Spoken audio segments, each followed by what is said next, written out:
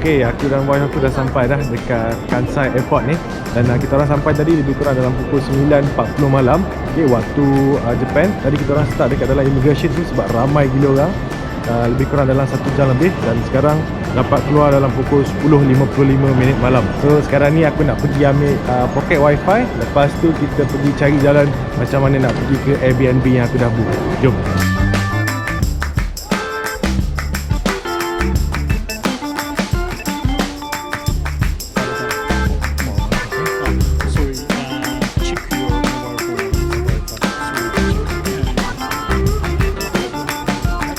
Okay, aku dah ambil dah poket wifi yang aku dah book beberapa hari sebelum aku fly ke Japan ni. Aku book ni lebih kurang harga dia dalam 200 something lah untuk 16 hari. Dah aku tunjukkan dia punya ni poket wifi dia. Kecil saya tapak tangan Sekarang ni aku dah dapat internet. Aku nak pergi cari jalan macam mana untuk pergi ke Airbnb yang aku dah book. Jom.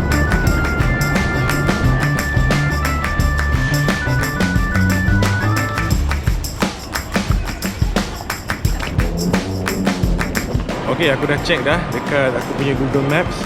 Aku kena ambil Nankai Kukul Line untuk pergi ke Namba Station. Airbnb yang aku book tu dekat dengan Namba Station. So, aku kena pergi naik train tu dulu sebab last train dikatakan pukul 11.55. Tak lama lagi dah ni sebenarnya.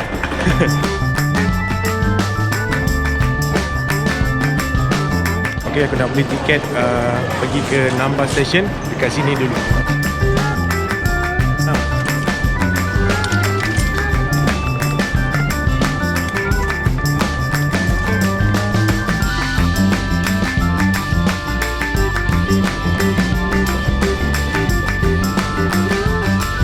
Okey, sekarang ni aku dah sampai dekat Namba Station. Perjalanan lebih kurang dalam 1 jam daripada Kansai Airport tadi. Dan harga tiket dia pula untuk 2 orang 1,840 yen tentu.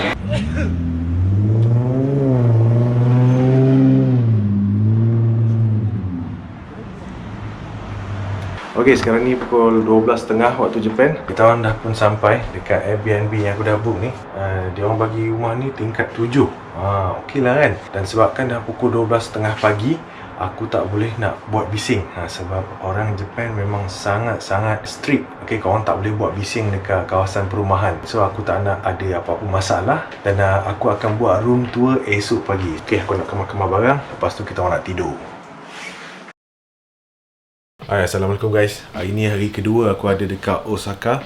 Dan seperti mana yang aku janjikan dengan korang, hari ni aku nak buat room tour. Untuk Airbnb ni aku book beberapa bulan sebelum aku fly ke Osaka. Dan untuk dekat Osaka ni aku tinggal lebih kurang dalam 3 malam. Untuk Airbnb ni untuk 3 malam dalam harga dia lebih kurang dalam 972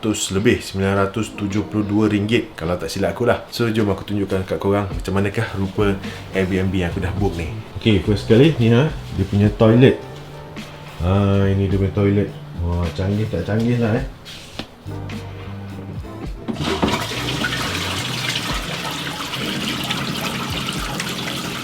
shoot. Okay, next ini dia punya washing machine. Ini washing machine dia dalam bahasa Japan lah Dia ada bagi instruction dekat dalam manual book. Ini ruang sinki dia. Sinki dia memang bersih. Okay, aku sampai semalam memang sangat-sangat bersih. So ini dia punya tempat shower dia. Tu dia. Dia bagi Pantene dan juga sabun mandi Dove. Ini dia punya heater.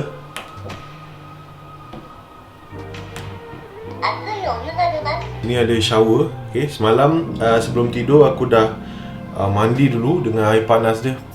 Memang puas hati gila. Okay, kat sini ada ruang dapur lah Dia bagi sekali dengan fridge. Korang bolehlah simpan kalau nak beli air mineral ke, nak beli susu kopi ke, apa benda kan, boleh simpan dekat dalam dia punya fridge. Dan kalau korang nak masak nasi pun boleh sebab dia ada sediakan ni rice cooker.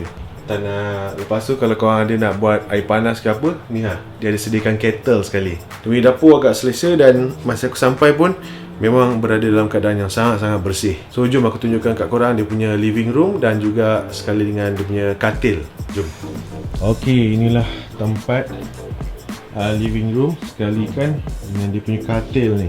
Okey, dia punya living room dan juga katil ni untuk aku dan juga wife aku berdua memang sangat selesa lah Tapi siapa-siapa yang datang dengan family yang 2 ke 3, 4 orang tu, mungkin korang akan rasa agak sempit sikit lah sebab korang nak letak barang lagi. Luggage. Ini pun luggage aku simpan dan aku nyorokkan dekat dalam dia punya almari ni. Muat lah satu dekat sini. Dan dia ada bagi TV. Pada aku sangat okey lah Dia bagi TV walaupun siaran-siaran yang ditunjukkan tu kita tak boleh nak faham sebab tak ada subtitle English.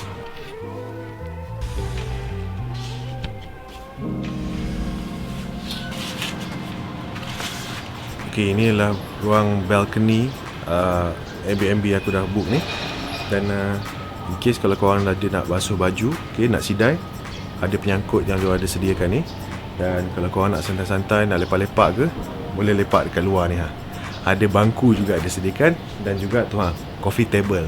Dan aku akan tinggalkan link Airbnb ni dekat ruangan description in case kalau korang berminat untuk stay dekat tempat yang aku dah stay ni. So itu je pasal Airbnb yang aku dah duduk ni. Aku nak buat beberapa kerja sikit sebelum kita keluar pergi cari makan. Okay, pagi ni lepas sarapan pagi aku nak minum ni kerengga chocolate shake. Dan aku biasa memang akan minum kerengga ni lah lepas sarapan pagi. Dan Alhamdulillah aku dah minum kerengga ni lebih daripada setahun.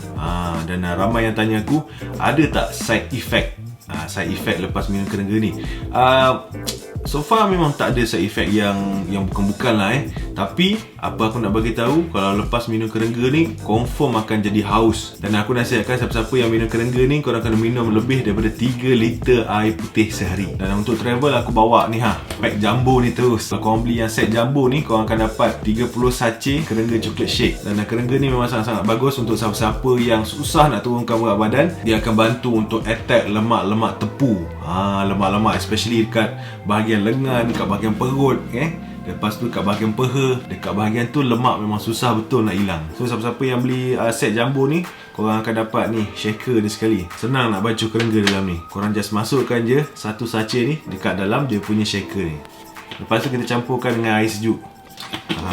Itu simple je. Dan kerengga ni sebenarnya dia lebih kurang macam fat burner lah Cumanya untuk kerengga chocolate shake ni, rasa dia macam Milo ais kurang manis. Lepas dah masuk dalam shaker ni, kita kasih shake dia. Bismillahirrahmanirrahim. Dan so apa-apa information pasal kerengga chocolate shake, korang boleh terus pergi ke diorang punya Facebook page ataupun diorang punya Instagram. Okay, untuk makan tengah hari kejap lagi, aku nak pergi makan dekat satu tempat halal ramen dekat kawasan Namba. So kalau korang nak tahu aku pergi makan halal ramen dekat mana kejap lagi, tengok video ni sampai habis. Okay, sebab utama aku datang ke Osaka kali ni ialah aku nak pergi tengok sumo wrestling. Memang rare babe. Dan hopefully esok pagi aku dan wife aku boleh dapat beli tiket untuk tengok sumo wrestling tu lah. Dan kita orang dijangkakan perlu beratur seawal jam pukul 5 pagi untuk beli tiket untuk tengok sumo wrestling tu. So sekarang ni aku dan wife aku tengah nak pergi makan halal ramen dekat kawasan Namba ni.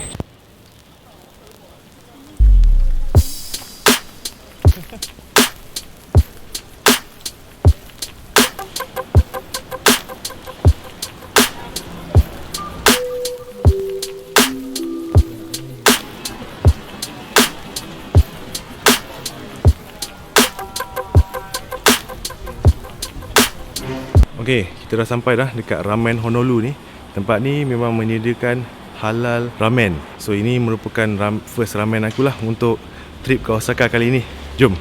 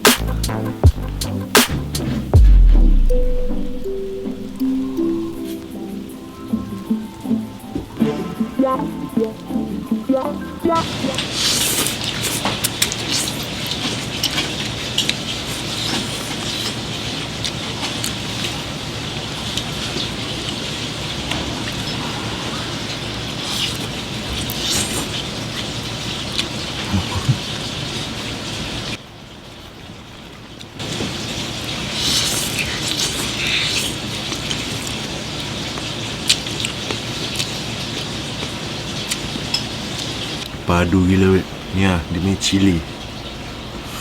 Kena make sure korang gaulkan dia dulu boleh tahan pedas juga.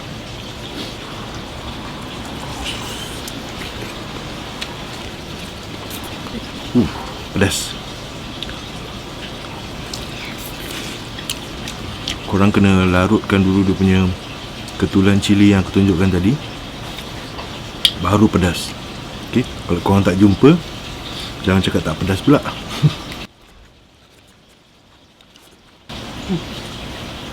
Aku nak kasih hirup dia punya broth ni.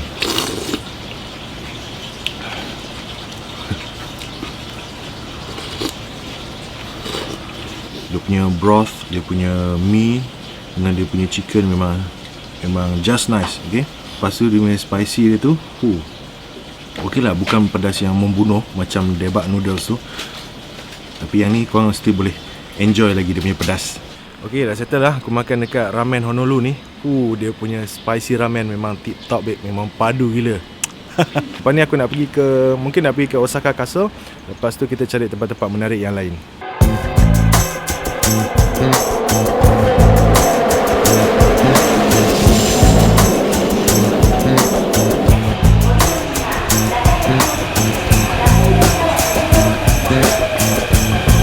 Ok, sekarang kita orang dah sampai dah dekat Osaka Castle, dan sebenarnya aku tak sangka yang kita orang boleh jumpa dengan ni sakura ni, sebab aku ingatkan kita orang macam terawal sikit datang ke Osaka ni.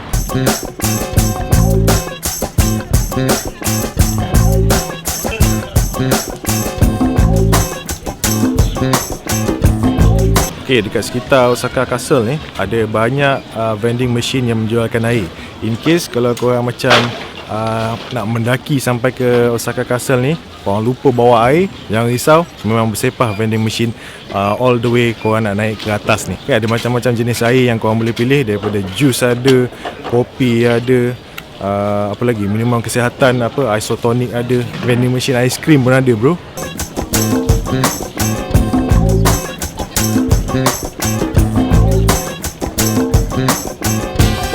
Ok, kita dah sampai dah dekat Osaka Castle ni. Lebih kurang dalam 15 ke 20 minit perjalanan lah daripada stesen yang aku turun tadi tu. Sekarang ni bukan waktu peak season, dan aku rasa time peak season nanti lagi ramai, lagi pack. Mungkin korang susah nak jalan, walaupun jalan yang ada dekat sini memang luas, memang besar. Aku rasa ini antara attraction yang korang kena singgah kalau korang sampai dekat Osaka ni. Dan aku sebenarnya tak adalah nak spend banyak masa dekat Osaka Castle ni, just nak tengok-tengok je. Dan cuaca pun dah agak mendung, okay? Dan jam pun dah menunjukkan lebih kurang pukul 4.30 petang. So aku rasa ini je yang aku nak sharekan dengan korang untuk episod 1 15 Days Around Japan. Dan aku nak ucapkan jutaan terima kasih kepada Kerengga sebab sponsor trip aku pergi ke Japan ni. Dan untuk episod kedua, insyaAllah aku akan tunjukkan sama ada aku berjaya ataupun tak pergi tengok sumo wrestling secara live. Okay, thank you very much guys. See you guys in the next video.